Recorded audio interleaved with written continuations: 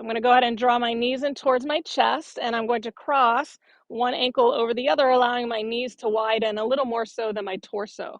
I'm taking a hold just below my knees. I might take a couple breaths here and change the cross of my ankles, especially if one of my knees or hips doesn't agree with the cross. And so that's one easier version of happy baby pose. Now I'll go ahead and try to separate my feet. I'll widen my knees, again, a little wider than the torso. It's as if my knees are pointing towards my armpits. I'm going to start with my hands underneath my knees. So I'm going to attempt to bring my heels over my knees, and notice how my low back is grounded. I'm not hiking the low back off the ground. In addition, some of you might experience that you need a little bit of a lift beneath your head, perhaps a blanket.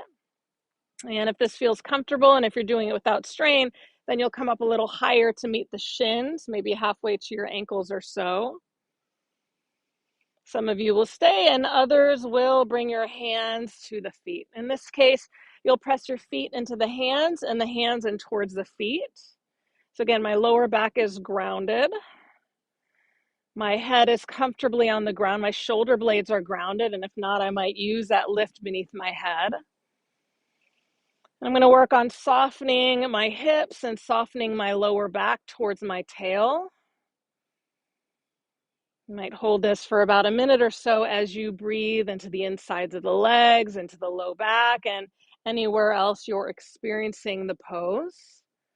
So when I was first introduced to this pose, it was called dead bug pose. So hopefully it feels a little more like a happy baby than a dead bug. With that said, it took me a little while to make peace with this pose.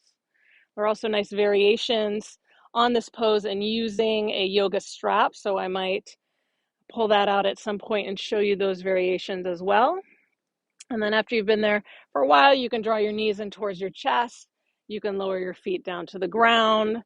You'll slowly lower yourself out. So that was happy baby pose, from easier to a little more challenging. Be kind to yourself, right? It's not a competition. I know some of us tennis players, we're used to that competitive nature.